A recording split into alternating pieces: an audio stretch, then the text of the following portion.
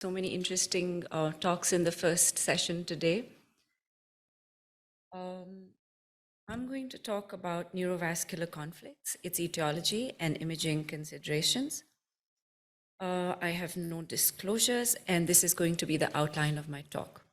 I will focus on two neurovascular compression syndromes, the trigeminal neuralgia and hemifacial spasm.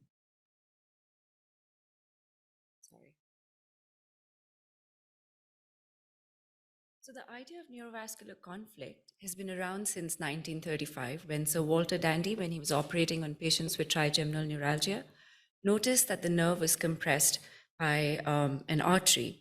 The idea has been sort of accepted since then. It is defined as mechanical irritation of the cisternal portion of a cranial nerve by direct contact with a blood vessel. Now, we know from our own experience that every contact is not pathological. We see it very frequently on imaging. It's seen very frequently intraoperatively, and neurovascular contact is even seen on cadaveric specimens. So we see contact all the time, and all contact is not pathological. So what I'm trying to answer in the following minutes that I have with you is two questions. Why is it that some compressed nerves become symptomatic, whereas others don't? And in reality, we don't really know. But we know from our experience with, say, cervical spondylosis, where we see incidentally a lot of nerves that are compressed, and not all of them are symptomatic. We don't have a clear answer to that, and we don't have a clear answer to this. But there are proposed mechanisms, and we'll go through some of that. The other question that I will try to address is what should we look out for as radiologists when we're reading an MRI with an indication for neurovascular conflict? So according to some people, neurovascular conflict is a phenomena of aging. The neurosurgeon Janetta, who popularized microvascular dissection, said that as we age, our arteries elongate and our brains sag. So the redundant arterial loops, as they elongate, they compress, they cause pulsatile compression of the nerve roots, and they cause demyelination of the nerve root. And this demyelination, especially at the root entry zone, which we will talk about a little bit later, gives rise to ectopic excitations from the nerve root, and that causes symptoms. So it's a hyperdynamic excitability of the nerve. The other theory is the kindling theory, which says that there is increased excitability of the cranial nerve nuclei that causes increased excitation within the nerve. Another popular concept is of epilepsis. This happens when the axons or the nerve is demyelinated, and the demyelinated axons have a crosstalk. So the nerve, which is stimulated, say, for example, by touch stimulation, transmits the impulse to the nerve that is responsible for pain transmission. So the patient may experience pain when the patient is stimulated by touch. And that is epilepsis, which is known to occur or is thought to occur in these patients with demyelination due to the compressive stress on the nerves. In addition to that, there are molecular and central pathways which are related to neurotransmitters, pain modulation, gene expression, which vary between different patients and predispose some patients to more severe pain than to other people. Okay, before we move on to imaging, I want to talk about the concept of transition zone. So the nerve roots, when they enter and exit from the brainstem, in the portion that is immediately adjacent to the brainstem, they're covered by the myelin that is present in the brain, also called the central myelin.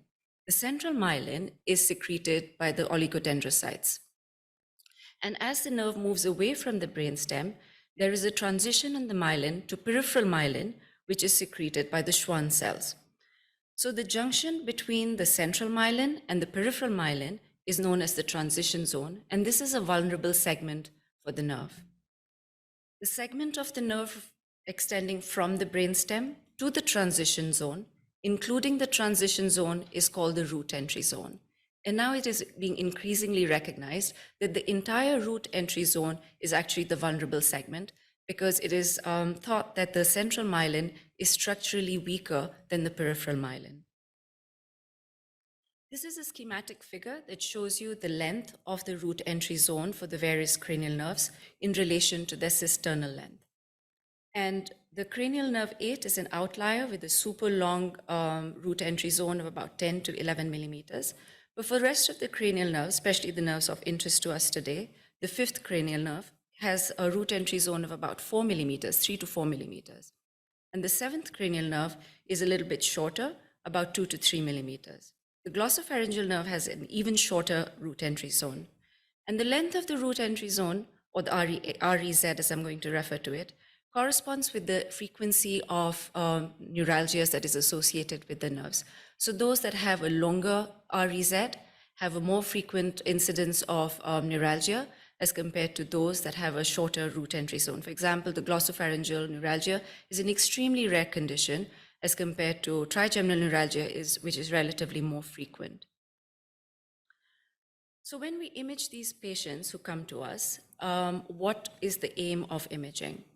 Well, first of all, it's important to realize that the patients are really symptomatic. It's not a trivial symptom. Patients who have trigeminal neuralgia can be really severe pain. Patients can get suicidal. And those patients who have hemifacial spasm are also severely debilitated, and it decreases their quality of life to have involuntary contractions of their face. And the first aim is to exclude treatable lesions, easily treatable lesions like tumors, demyelination, and infection. So it's important for this group of patients that we give contrast to eliminate this category of lesions. The other aim is to identify the precise, the compressing vessel and its precise location. In addition to that, we want to identify the nerve changes, any atrophy, dislocation, displacement, or flattening of the nerve. Now, most of these patients are treated with medical management first. They're treated with painkillers, anti-epileptics, they get nerve blocks. And when all of that fails and the patient's symptoms are intractable with medical management, they opt for surgical management, which is usually microvascular decompression. And when these patients are going to get operated, then imaging provides surgical planning and a navigation and roadmap for the surgeons. So the mainstay sequence that is performed for these patients is a high resolution 2D weighted image, which usually is heavily T2 weighted sequence. And it comes under various acronyms such as CIS, which is for constructive interference in steady state, drive, space, fiesta, depending on the vendor. But all of them have the same feature, that is that the CSF signal is really bright, and there's a very high contrast between the CSF and the solid structures, that is the arteries, the vessels, and the nerves that are coursing through the cisternal spaces. It's usually a 3D isotropic image, which means that you can reconstruct it in different planes according to the direction of the nerve that you want to look at. Now, for vascular information, we should perform a MRA. And like I said previously, we give contrast to these patients where we can also see the vascular structures, the arteries, and the veins. And these images can also then be subsequently co-registered, and you can get fusion images to get better appreciation for the relationship between the arteries and the veins, arteries and the nerves. So this is an example of a 2D drive, MPR in 3 different planes, the axial, sagittal, and the coronal plane, to look at the trigeminal nerve. And here you can see a fusion image where the post-contrast image has been co-registered with the T2 drive, and you can appreciate the vascular relationship, the neurovascular relationship, and the artery is marked out in red, and you can see the nerve, which is marked out with the yellow arrow. Similarly, these are examples of the T2 drive, MPR in various planes for the internal auditory meatus to better evaluate the facial nerve. And again, with here you can see the co-registered or the fusion image, which shows you a better appreciation for the relationship between the Eicher loop in this case and the root entry zone of the facial nerve. Okay, now we talk about trigeminal neuralgia, which is defined as recurrent, brief episodes of intense stabbing, lancinating pain, which is usually unilateral and is in the distribution of one of the branches of the trigeminal nerve. Usually, these patients have recurrent bouts, and it can be stimulated by everyday activities such as brushing your teeth, shaving, eating, and applying makeup. And the areas of the face that are sensitive are called trigger zone. And if you remember the phenomena of epilepsis, a light touch to a sensitive or trigger zone of the face for these patients can trigger intense pain. A little bit about the anatomy of the trigeminal nerve. It is the largest cranial nerve. It emerges from the pons. It has a very small motor root which supplies to the muscles of mastication. It has a much larger sensory root that provides sensory innervation to the face. It provides pain and temperature, touch and proprioception, and dental proprioception. Let's look at the segments of the trigeminal nerve as we look at them on the T2 drive image when we're looking at the MR.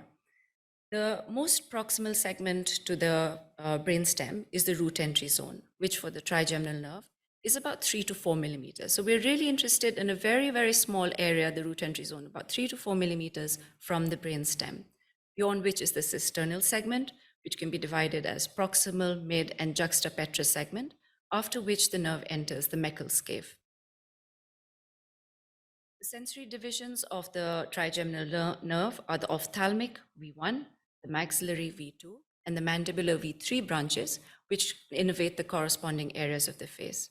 And unlike the dermatomes of the rest of the body, which have some overlap, for the trigeminal nerve branches, there is very little overlap between the three divisions, the innervation of the three divisions. So the symptoms are usually very clear-cut, whether they're V1, V2, or V3 division-related symptoms. Looking at the vascular relationships of the trigeminal nerve. So just superior to the cisternal segment of the trigeminal nerve is a vascular triangle.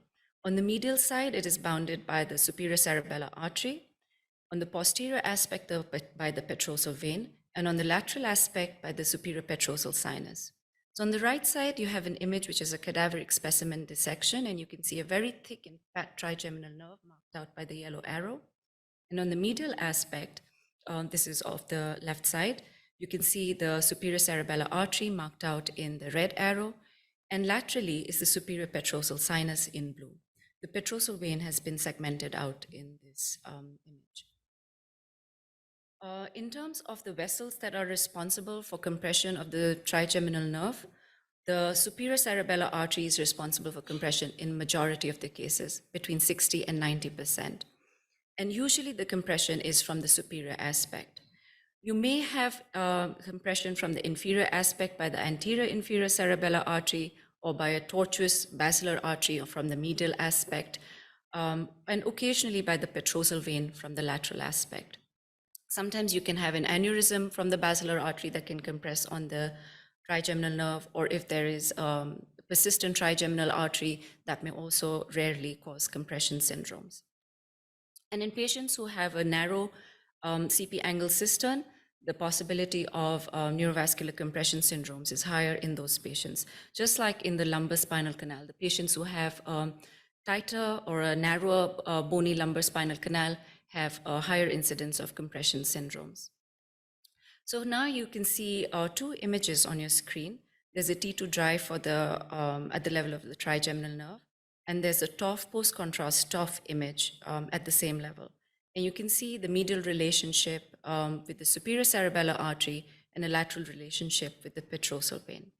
So when we're looking for an abnormal or symptomatic nerve and for a symptomatic site, the features that we want to look out for are presence of nerve indentation and displacement, and involvement of the nerve in the proximal location, that is in the root entry zone, because this has been shown to be the area that is most sensitive. So this is a really interesting table from a large meta-analysis that looked at various studies to see the efficiency of MRI and to compare the findings, the MRI findings between symptomatic and asymptomatic nerves. And you can see that they found that if you look at patients, the symptomatic nerves and the asymptomatic nerves, the REZ contact is seen with a much higher frequency in symptomatic nerves as compared to the asymptomatic nerves. And presence of displacement and atrophy is seen in less than 3% of asymptomatic nerves, whereas it's seen much more frequently in symptomatic nerves. So those are the features that are really useful for us when looking at our MRs. So this is a summary from the same meta-analysis, and they found that if you look at features as a root entry zone contact, nerve atrophy, nerve displacement, all of them are independent, significant predictors of symptomatic neuralgia. But if you combine root entry zone and atrophy, and you combine the features of root entry zone contact and nerve displacement, actually the specificity and the positive predictive value gets really high for predicting which the symptomatic or the neuralgic side. So even though the specificity is quite good, MRI sensitivity is quite low with these features. So you have to keep that in mind. Another interesting feature that I want to point out is that the site of neurovascular compression has a correlation with the topography of pain for the patient. So in patients who present with symptoms that are related to V1, the neurovascular compression is usually correlated with the superior compression of the root entry zone. In patients who have symptoms related to the V2 division, the compression is mostly seen on the medial aspect of the root entry zone. And a little bit less frequent, symptoms that are related with the V3 division, the compression is seen on the inferolateral aspect of the nerve. So for example, in this patient who had symptoms on the right V1, you can see a superior indentation by the superior cerebellar artery, which you can appreciate really nicely on the oblique sagittal recons and on the fusion images. Another patient who had trigeminal neuralgia referable to the V2 division, you can see on the right side that there is medial indentation of the nerve root by the basilar artery on this side. You can see it on the axial drive as well as on the post-contrast images. In this patient who had right V2 symptoms, there was medial indentation of the trigeminal nerve, this time by the superior cerebellar artery from the medial aspect. And this patient failed medical management, went for surgery, and I'm going to show you some intraoperative images for the same patient. Here you can see that the surgical field, you can see the trigeminal nerve, and you can see the close associationship with the superior cerebellar artery. And as the superior cerebellar artery loop is pulled away, the root entry zone of the trigeminal nerve is exposed. You can see that there are some nerve changes in terms of splaying of the nerve. And Teflon, which is usually used as the separating material, was placed to decompress the artery and the nerve. Now, trigeminal nerve atrophy is a really good indicator for symptomatic neuralgia. And in some centers, people have performed DTI to look at the symptomatic side. And in cases where there is severe neuralgia, there is reduced FA that has been documented with DTI because of demyelination and tissue loss. And there's been shown to be a correlation with reduction in FA and the severity of patient symptoms. So some people suggest that perhaps it can be used as an objective biomarker for disease severity. All right, moving on to the next neurovascular compression syndrome, which is hemifacial spasm.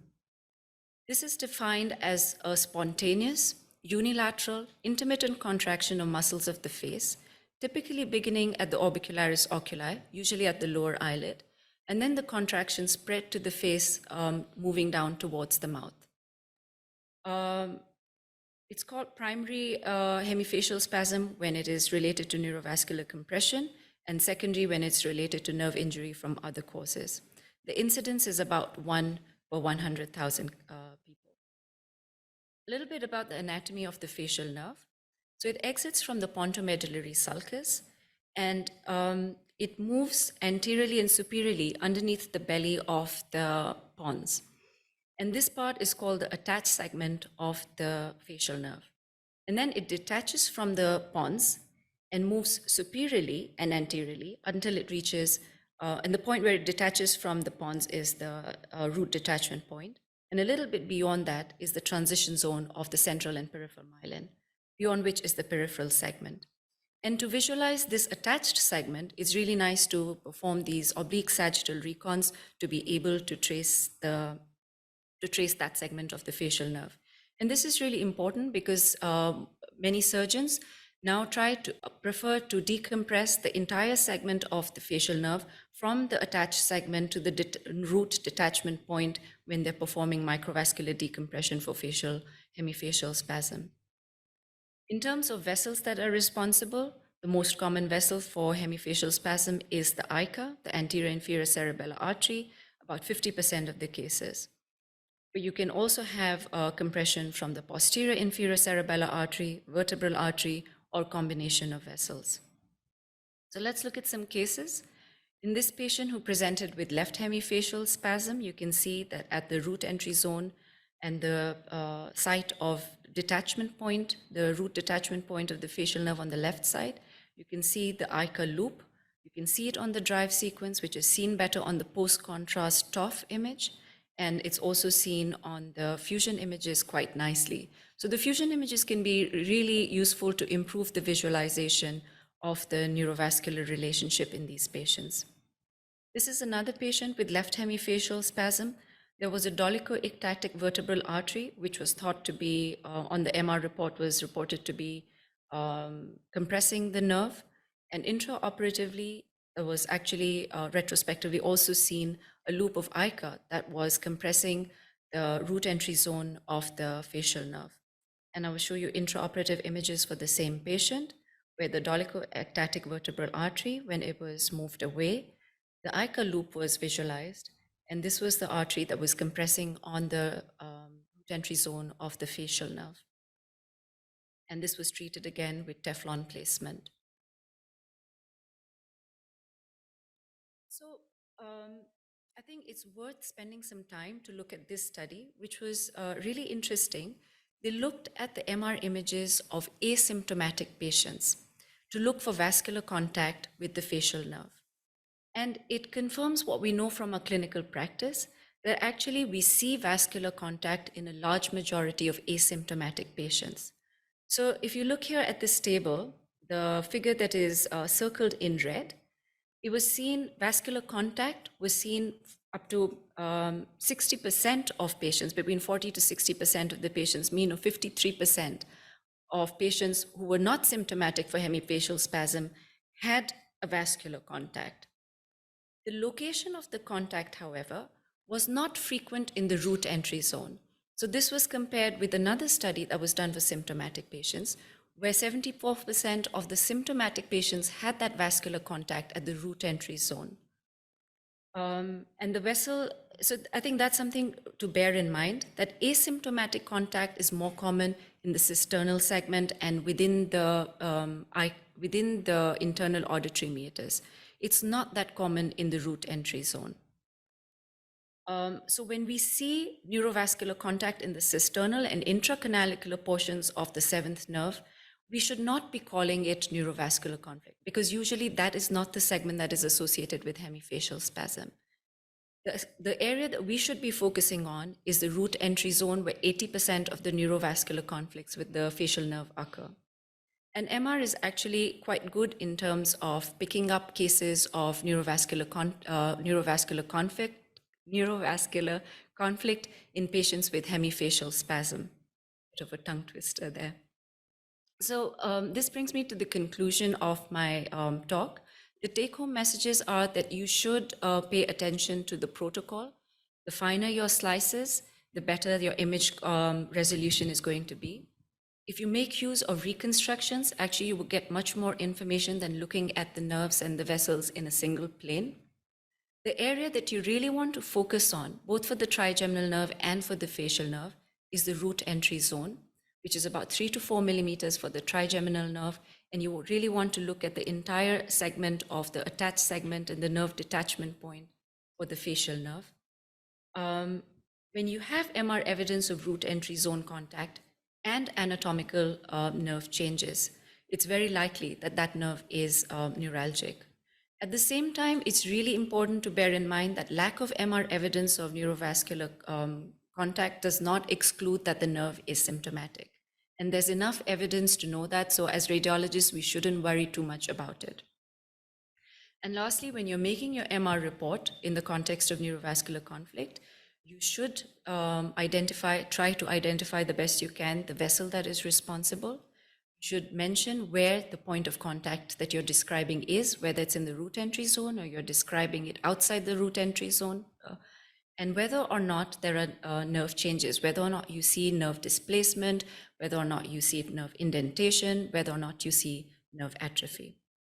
And I'd like to end with acknowledging all the help I've received from Professor Schlucknecht for giving me his cases, from our neurosurgeons from NNI for sharing the intra-op images, from the entire team of neuroradiology and our MR radiographers who do a great job at generating these images.